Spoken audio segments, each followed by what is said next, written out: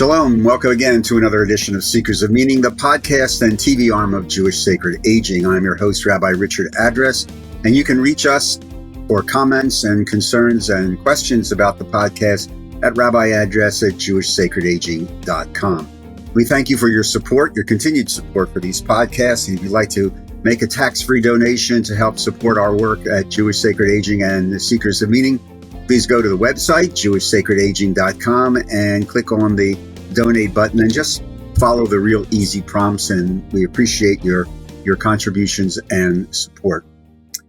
We are very pleased to welcome to today's edition of Seekers of Meaning, Rabbi Elana Zaiman from, I think, the beautiful city of Seattle, Washington. What a Correct. Beautiful part of the country, part of the United States. The author for our particular concerns today of a very interesting book called The Forever Letter, Writing What We Believe for Those We Love. Elana, welcome. Welcome to Seekers of Meaning. It's great to see you, and I hope you're well and your family's well and everybody's healthy and safe in beautiful Seattle. Thank you. Thank you. It's wonderful to be here. Everyone's doing good. It's wonderful to be with you. Great. Let's get right. What is the Forever Letter? It's a very interesting concept, very interesting title of the book, interesting concept. Talk to me about what you mean by the Forever Letter. So a forever letter is a letter that we write to the people who are most important to us, to deepen, heal, and uplift our relationships. And the beauty of a forever letter is it's a reflective process. It grows us. When we write, we come to understand ourselves better. We reflect on who we are and how we want to show up in the world. It helps us to be more honest with ourselves. Are we being true to ourselves, to what is most important to us?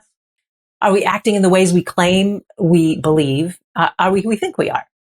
And through the process of writing one, we may learn some things about ourselves that we didn't quite know before. When I was writing one to my son, he was still too young to read it at the time. But when I was writing my first one to my son about the values I wanted to instill and all of that, I had an interesting experience upon reading it, because I realized that I wasn't quite doing the things that I thought I was doing, or what I was hoping would be a value. I wasn't showing him how to do it. So I was like, it was a learning for me. And then it gave me a chance to reevaluate, is this something that's still meaningful to me or not? So that's kind of what writing a forever letter can do.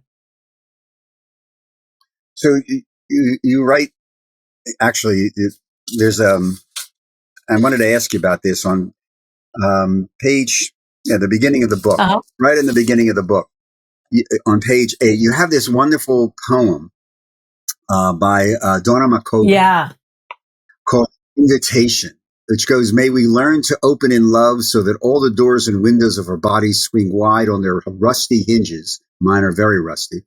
"May we learn to give ourselves with both hands, to lift each other on our shoulders, to carry one another along.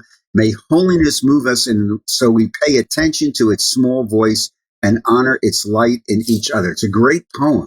It's a great poem. Talk to me about that poem and how you use that in connection to these letters. I found that poem and was so moved. And what I really looked at it as, it's an opening to writing.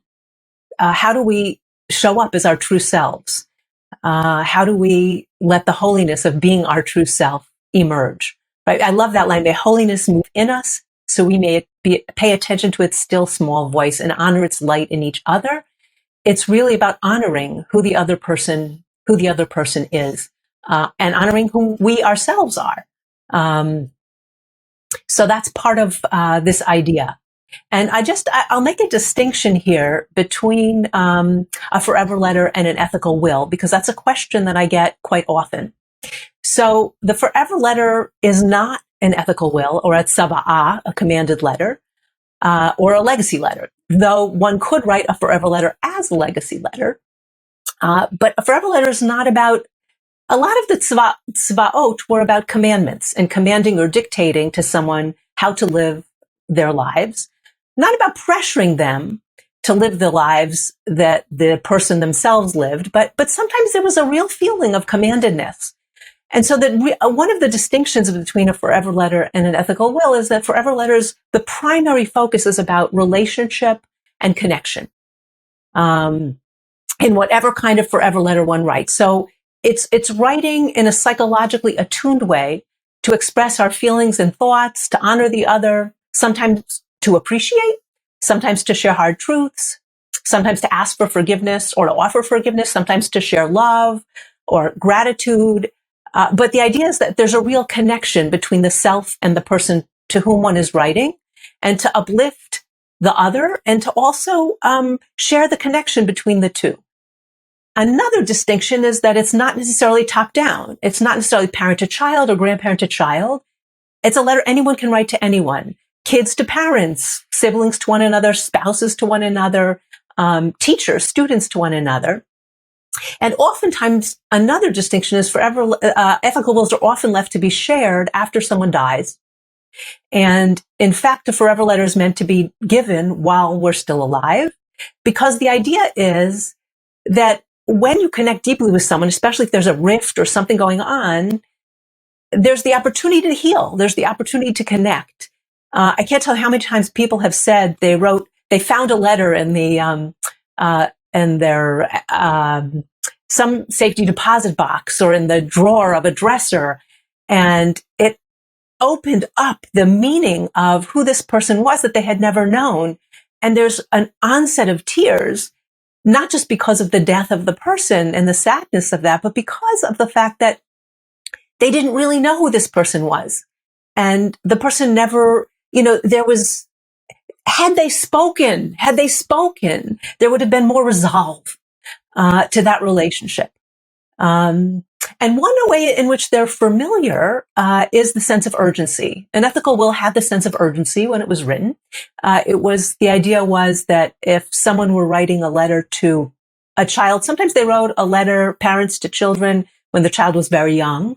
They added to it over the years. Sometimes they wrote a letter when they were older and thinking that their death was near. And other times they wrote it when they were going off on a long journey and they were afraid of their safe return. And so the idea is that sense of urgency I brought into the forever letter, because we don't know how much time we have in this world. I mean, our world is a little crazy, right? Between droughts and floods and killings, we don't know how much time we have. So why not do it now and really try to deepen and heal and uplift the relationships that matter to us most? So I as I'm reading the book, one of the things I jotted down right away as I was about a third of the way through the book is the following. Why a letter? Okay. We live, nobody makes phone. Everybody's on the machine. Yeah. Why not a forever email or a forever WhatsApp or WhatsChat or whatever it's called, or TikTok, whatever, or I don't know. But the point is, and you do write this, you do, I think, channel Soroyan's in the beginning of the book with a quote on one of the lines from his one of his books of saying, "I can say in a letter what I can never say in speech." Why a letter as opposed to, well, just write a forever email? What's the difference? So at least with texts and things like that, sometimes there are forever texts that people write. But there's something different about crafting a letter and thinking about it and writing it and perhaps letting it sit and incubate and then editing it so that it says really what you want to say. And there's a reflective process that goes along with writing a letter. That can happen with an email too, right? You can write a forever letter email.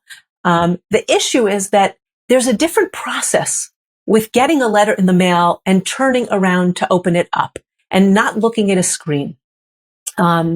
So there's some, I remember my father-in-law wrote a letter to my husband, and it came in the mail.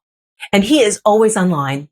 And when it came in the mail, I actually happened to walk by his office and I saw him open the letter, turn away from the computer and read it. And it has a different thing, holding a letter in your hand. Sometimes it's you see the person's writing. sometimes the person's writing is absolutely illegible. So I suggest that person type, and then they can, put a few words on the bottom that they've written. But there's that reflective process. And the thing about emails is sometimes they get lost. I had a dear friend who said he wrote a letter to his son before his son was born. It was this beautiful, beautiful letter. And I said, do you have it? He said, I don't know. I don't think I ever saved it. And finally he was able to find it, and he gave it to his son. And had I not brought that up, he might not have been even able to find it. So there's something about the gift of holding it in one's hand. Are you right? I have to ask you also this, what is a Clearness Committee? A Clearness Committee. That's really cool concept. Why don't you explain that? Because it's in the book. So a Clearness Committee is, it's a Quaker tradition of bringing an issue forward, to a committee and, discussing it deeply with, people that you've trusted. So you put together a committee, and, a beautiful, beautiful, rendition of this is in Parker Palmer's, and one of Parker Palmer's books. And he talks about, having a Clearness Committee for a decision whether or not to take a job as head of a college. And he really thought he wanted this job. And someone in the committee asked him, so what do you want this job for? And he went on and on and on with all these reasons as to why he didn't want it. And then the questioner asked again, and then he went on and on with all the reasons he didn't want it. And finally, at the end, he said, I didn't ask you what you didn't want. I asked you what you wanted. And there was a long period of silence. And he came up with, I want my picture in the paper with president underneath it.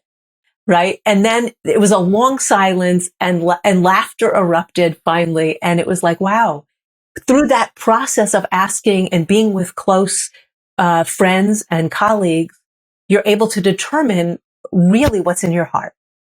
And so I just loved that piece, and that can be something that one leads to writing such a letter.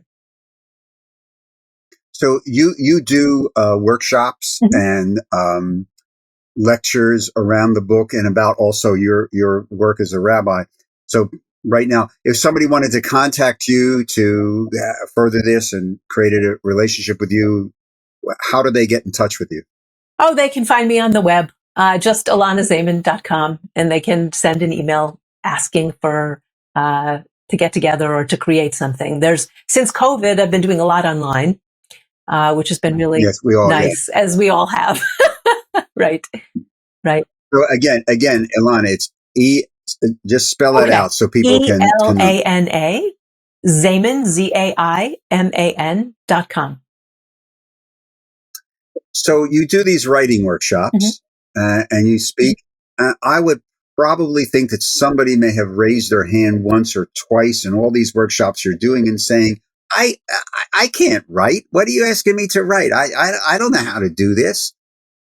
How do you answer that question? You don't have to write. In other words, you don't have to be a writer to do this. The person really wants to hear your voice. Some people are not that fluent, let's say, in English, and the person they're writing to only speaks English and not the native tongue of the person who's writing.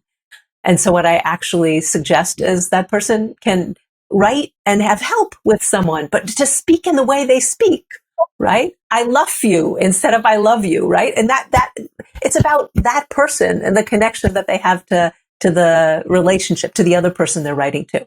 I've also had people that say, in a workshop, someone said to me once, she said, I have a mother who's really aging and we don't have the greatest connection, but after being together in this workshop, I'm not sure I can write her a letter because her dementia is too deep, but it's going to change how I interact with her. So even if one doesn't write, I think a lot of these techniques are also for relationship building and connection, whether one decides to write or not. Well, you have this wonderful line in the book that talks about relationships. It says, and I quote, it's on page 42, in case somebody wants to check me on this. Writing changes us gives us the opportunity to make changes in ourselves, which is interesting, and opens up the possibility for us to make changes in our relationships. So I guess the questions are, how does writing open up the possibility of changes in ourselves, and also then part B, changes in our relationships? So I think it's through that reflective process. By sitting down and by writing and by, like, what happened with my son when I wrote, right? To me, like, I thought I was someone different than who I was. And so it lets us see who we really are.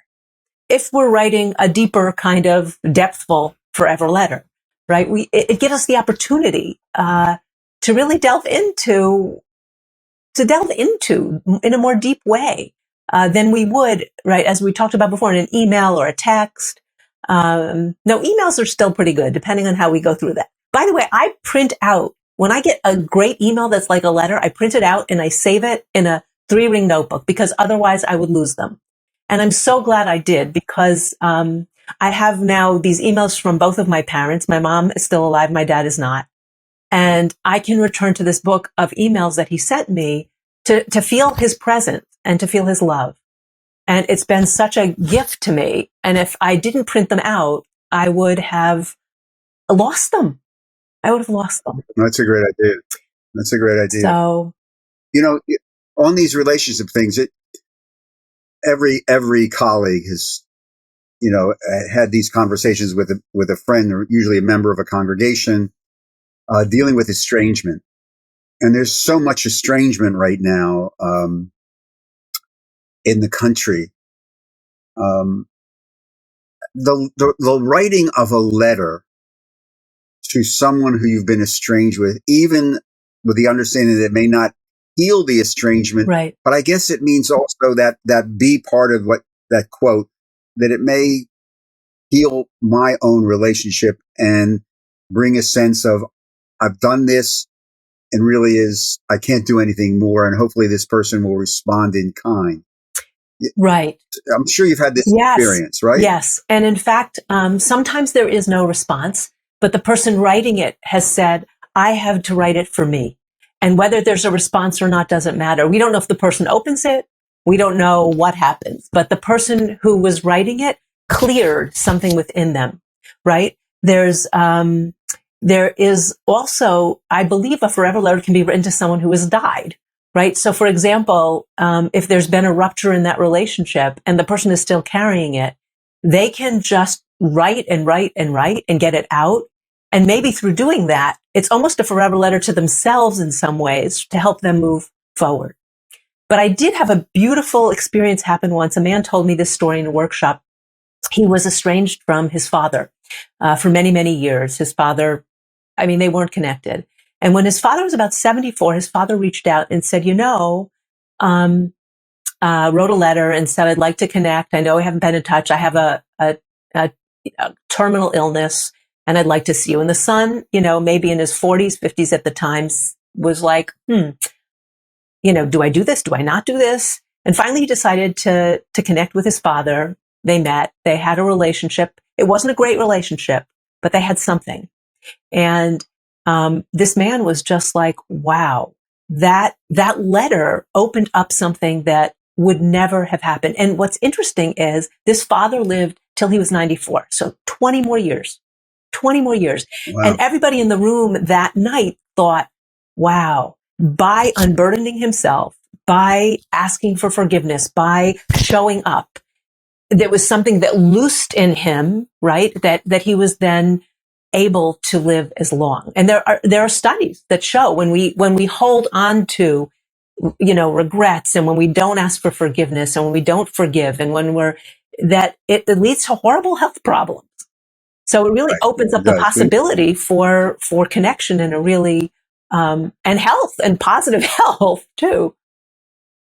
No, when you were, as we've all taught classes about, health and wellness, and we do this a lot in Jewish Sacred Aging, when you repress feelings and it's going to go someplace, and it usually winds up creating disease within the body and the soul. Yeah, absolutely. We're posting this during the Yontif season. So the Rosh and Yom Kippur and Sukkot and Simchat Torah. And one of the great midrash, as all my colleagues and many lay people know, is that we begin the new year with a blank, a new scroll. It's blank. Right. And I'm reading through the Forever Letter. I'm saying, well, that there's got to be this. You must use this imagery every high holidays, because really, right, we're beginning to write a new Forever Letter to ourselves, aren't Absolutely. we, right now? Absolutely. That's exactly right. And the image of that, the power of that. Do you know people who do that, who will write a letter to themselves every Rosh Hashanah Yom Kippur just to see it, to prioritize?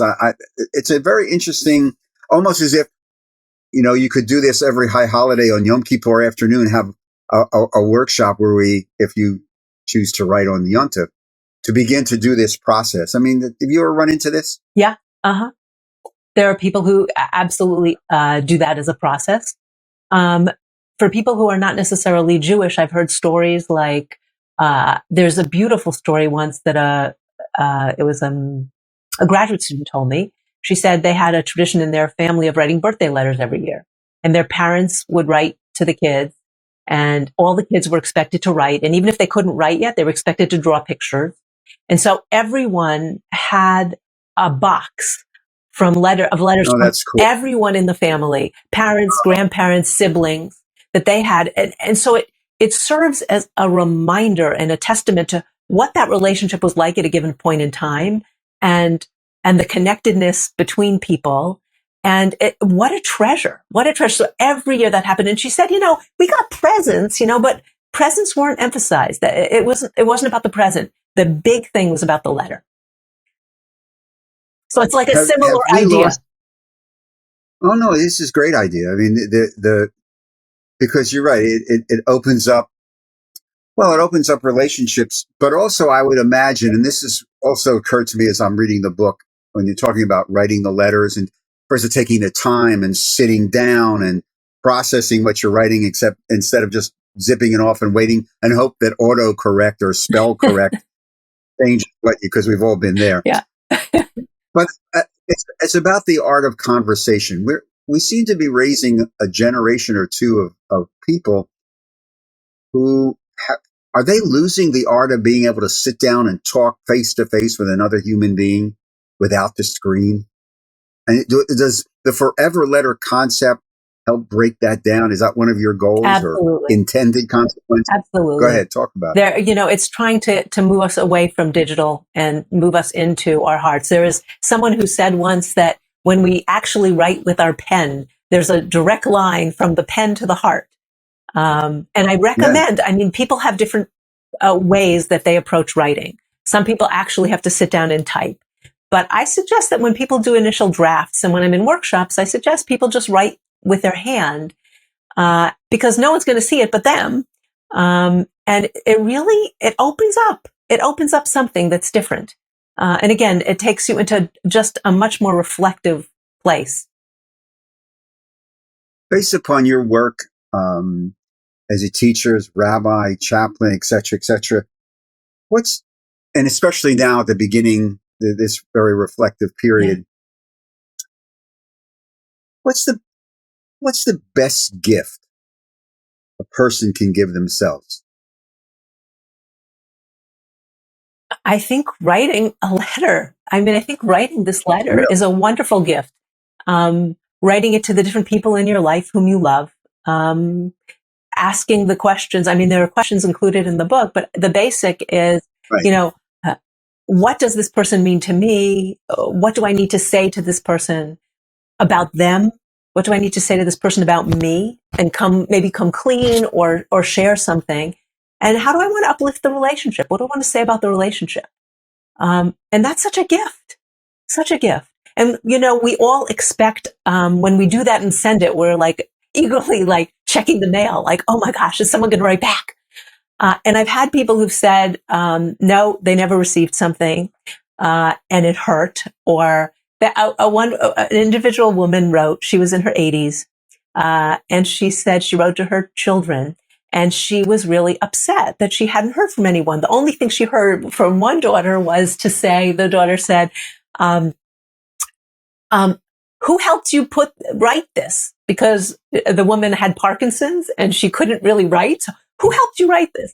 And she was feeling kind of sad about it. And as we're sitting there talking and I'm listening, she says, her face lit up like, and I'm like, what just happened? And she said, wow. She said, when I was growing up, my father was really ill.